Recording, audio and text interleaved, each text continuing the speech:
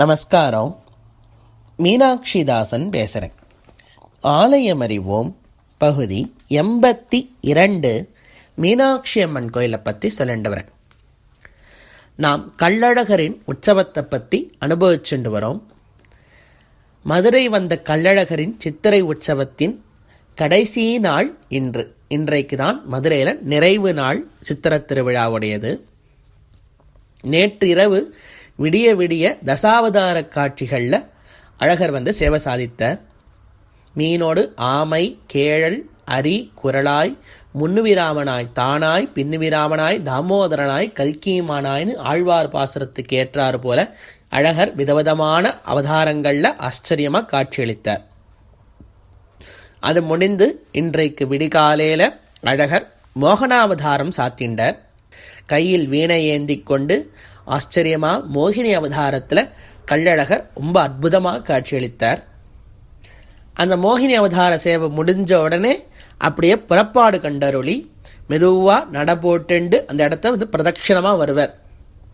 அன்றைக்கு மோகினி எப்படி அண்ணநடை போட்டு நடந்தாலோ அதே மாதிரி ஆடி ஆடி அசைஞ்சு அசைஞ்சு குலுங்கி குலுங்கி அழகர் வந்து மோகினி அவதாரத்தில் ஆச்சரியமான நட போட்டுண்டு அந்த இடத்த பிரதட்சிணமாக வருவார்.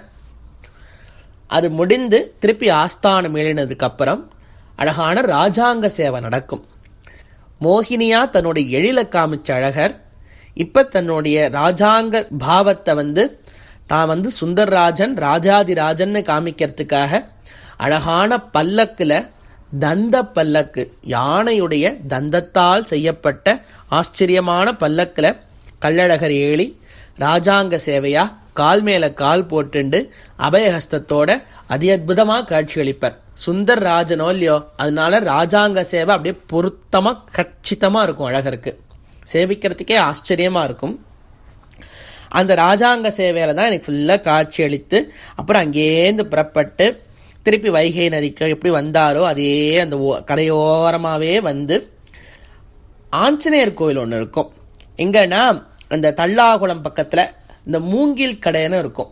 அந்த மூங்கில் கடை கிட்ட வந்து ஆச்சரியமான ஆஞ்சநேயர் கோவில் இருக்கும். அந்த ஆஞ்சநேயர் கோவிலில் போய் அழகர் சேவை சாதிப்பார். தன்னுடைய பெரிய திருவடியான கருட வாகனத்தில் ஏறி நேற்றைக்கு காட்சியளித்தார். அப்போ சின்ன திருவடி கோச்சுக்க மாட்டாரா? அதாவது சம்பிரதாயத்தில் வந்து 2 திருவடிகள் உண்டு, பெரிய திருவடி சின்ன திருவடின்னு. பெரிய திருவடி தான் கருடாழ்வார், அழகான கருடன், வைனத்தேயன்னு சொல்லப்படக்கூடிய அழகான கருடன். இன்னொன்று சின்ன திருவடி ஆஞ்சநேயர் ஹனுமார்.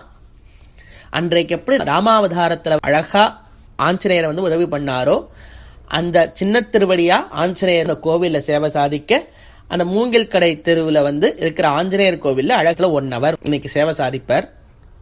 அவருக்கும் காட்சி அளித்துட்டு அதுக்கப்புறமா அங்கேருந்து கிளம்பி ராஜா சேதுபதி சமஸ்தானத்துக்கு போயிடுவார். அந்த இடத்துல தான் ஃபுல்லாக இன்னைக்கு ஏகாந்த சேவை காட்சி. அப்படியே கூட்டம் கூட்டமாக ஜனங்கள் வந்து அந்த அழகான ஏகாந்த சேவையை பார்த்து பார்த்து ரசிப்பா. அப்போ அங்கே ஏகாந்த சேவை நடந்துட்டு இருக்கும் பொழுதே இந்த பக்கம் ஒரு வைபவம் நடக்கும். என்னன்னா அழகருக்கு பூப்பல்லக்கு கட்டும் அழகான வைபவம். அதுவே ஒரு வைபவம். என்னன்னா ரொம்ப பெரிய பூப்பல்லக்கு அழகருக்கு, புஷ்ப பல்லக்கு. இன்றைக்குலேருந்து கிளம்பி அப்படியே மதுரையை விட்டு வெளியில் போகிறாராம் இன்று இரவு. அதனால் அவர் புஷ்ப பல்லக்கில் கடைசியாக விடையாத்தி உற்சவம்னு சொல்லப்படக்கூடிய விடை கொடுக்கும் உற்சவம் அழகாக நடக்கும். என்னன்னா அந்த ராஜாங்க சேவை நடக்கும் பொழுதே இங்கே புஷ்ப பல்லக்கு கட்ட ஆரம்பிச்சிடுவா. அப்புறம் அந்த ராஜாங்க சேவையிலேருந்து அழகர் கலைஞ்சு இன்று இரவு 11 மணி வாக்கில் திருமஞ்சனமாகி அது முடிஞ்சு கள்ளர் திருக்கோலத்தில் மறுபடியும் புறப்படுவார்.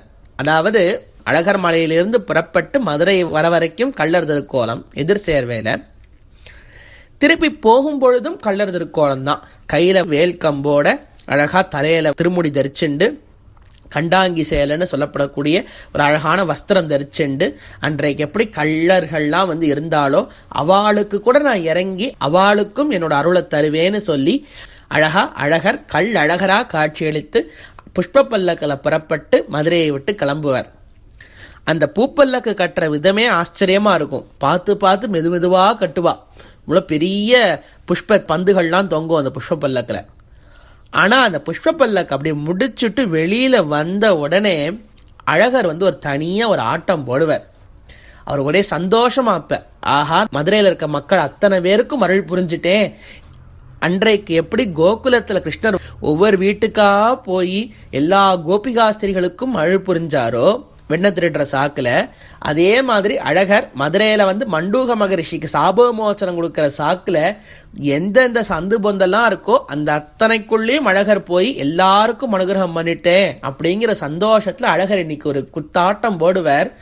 அந்த ஆட்டத்திலேயே அவ புஷ்ப பல்லக்கு கட்டின மொத்த பூவும் அங்கேயே உதிர்ந்து விழுந்துரும். பார்க்கறதுக்கே ஆச்சரியமா இருக்கும். அவ விடிய விடிய விடிய பூப்பல்லக்காக அந்த புஷ்ப இது கட்டியிருப்பா. அவர் ஒரே ஆட்டத்துல அத்தனையும் ஊத்துருவார். இது எப்படின்னா, இப்ப ஸ்ரீரங்கம் போனேன்னு வச்சுக்கோங்களேன், காவிரியில அழகா யானை குளிக்கும். ஸ்ரீரங்க யானை ரொம்ப விசேஷம். காவிரியில போய் காலங்கார்த்தால அந்த யானைப்பாகன் அப்படியே தேய்ச்சி விட்டு யானையெல்லாம் அண்ணா குளிப்பாட்டி அதை தண்ணி எடுத்து எடுத்து மேலே ஊற்றி யானை ரொம்ப அப்படியே ஜோராக பளபளன்னு ஆக்கிடுவான் அந்த பாகன். யானை அப்படியே கொஞ்சம் கொஞ்சமாக வெளியில் வரும். நதியை விட்டு வெளியில் வந்தோடனே முதல் வேலையாக என்ன பண்ணும் அப்படின்னா, அந்த தரையில் இருந்த குப்பை சத்தை மண் எல்லாத்தையும் தூக்கி தன் தலைமையில போட்டுக்கும். அதுதான் யானை பண்ணும். உடனே யானைப்பாகன் கேட்க முடியுமா யானையை பார்த்து, யானையே, இவ்வளோ நேரம் உனக்கு கஷ்டப்பட்டு நான் குளிப்பாட்டியிருக்கேனே, அதற்காக இப்படியா மண்ணை தூக்கி தலையில் போட்டுப்ப அப்படின்னு கேட்டான்னு வச்சுக்கோங்க, ஒரே சுருட்டு அந்த பாகனை யானை தூக்கி ஓங்கி போட்டு காலால் மிதிச்சிடும். அதனால் அந்த யானையை அந்த கேள்வி கேட்க முடியாது அந்த பாகனால். யானை தாம் பண்ணுறது தான் பண்ணும். அந்த சாதாரண யானையவே நம்மளால கேள்வி கேட்க முடியாத பொழுது, அழகர் மாயனை மண்ணுவட மதுரை மைந்தனை தூய பெருநீர் யமுனை துறைவனைன்னு சொல்லி ஆண்டாள் பாடின ஆச்சரியமான மத யானையை கொன்றானை, அதாவது குவளையாபீட்டம்னு சொல்லப்படக்கூடிய ஒரு யானையை கொன்ற அழகர், அதே சமயத்தில் கஜேந்திரன் நம்ம சொல்லப்படக்கூடிய ஒரு யானைக்காக வைகுண்டத்திலேன்னு ஓடி ரட்சிச்ச அழகரை நம்ம கேள்வி கேட்க முடியுமா? நம்ம கேட்டாலுமே அவர் பதில் கிடைக்குமா என்ன? அதனால அவர் பண்றது தான் பண்ணுவார். வெளியில ஒரு ஆட்டம் போடுவார், மொத்த பூவும் உதிர்ந்து போயிடும். புஷ்ப பல்லக்கு வெறும் நாற்பல்லக்கு ஆயிடும். பூவோட கயர் மட்டும்தான் இருக்கும், பூவே இருக்காது. அந்த நாற்பல்லக்கில் அழகா அப்படியே புறப்பட்டு கடைசியில திருப்பி மதுரையை விட்டு கிளம்பி அப்படியே ரொம்ப தூரம் போய் அப்பன் திருப்பதி எல்லாம் போய் அங்க திருமஞ்சன சேவை நடந்து அங்க போய் மூடு பல்லக்கா மாதிரி அதுக்கப்புறமா திருப்பி கள்ளழகர் கோவில்ல எழுந்தருள்வார். இங்க எப்படி மதுரைக்குள்ள நுழையும் போது எதிர்சேர் உற்சவம் நடந்ததோ, எதிர்கொண்டு மதுரை மக்கள் அழைச்சாலோ, அதே மாதிரி கள்ளழகர் கோவில்ல போகும்பொழுது அவர் அங்க எதிர்கொண்டு அழைக்கிறதுக்காக அங்க ஒரு மக்கள் ஜனம் கூடியிருக்கும். அங்க போய் பூஷணிக்காயெல்லாம் உடைச்சு அழகருக்கு திருஷ்டி சுத்தி போட்டு ஊர் கண்ணெல்லாம் அழகர் மேலதான் பட்டிருக்குன்னு சொல்லி அத்தனை பரிவோட அழகரை வரவேற்று அதுக்கப்புறமா திரும்பி ஆஸ்தானத்துல ஏழுவர் அழகர். இதுதான் அழகருடைய உற்சவம். அப்படியே கோலாகலமான உற்சவம் ஜோரா மதுரையில நடந்தது. இதோட அழகருடைய சித்திர திருவிழா முடிகிறது. அதோட எல்லா திருவிழாவும், அதாவது மீனாட்சி அம்மனுடைய உற்சவமும் அதே சமயத்தில் கள்ளழகர் உற்சவமும் இந்த சித்திர திருவிழா நிறைவுக்கு வருகிறது. கடைசியில் அழகர் பூப்பல்லக்கோட எல்லாம் முடியாது. நம்மளும் இத்தனை நாளா அந்த உற்சவத்தெல்லாம் கண்டுகளிச்சோம். நேரில் பார்த்தவா மகாபாகியசாலி, மனசால நினைச்சுண்டவா அதை விட பாக்கியசாலி. ஏன்னா நேரில் பார்க்காதவாளுடைய துயரம் இந்த மனசால் நினைச்சுண்டவாளுக்கு இருக்கும். அந்த துயரம் இருந்தாலே நம்மளுடைய பாவங்கள்லாம் போறதுன்னு சொல்லி பெரியவாள்லாம் சொல்லுவா.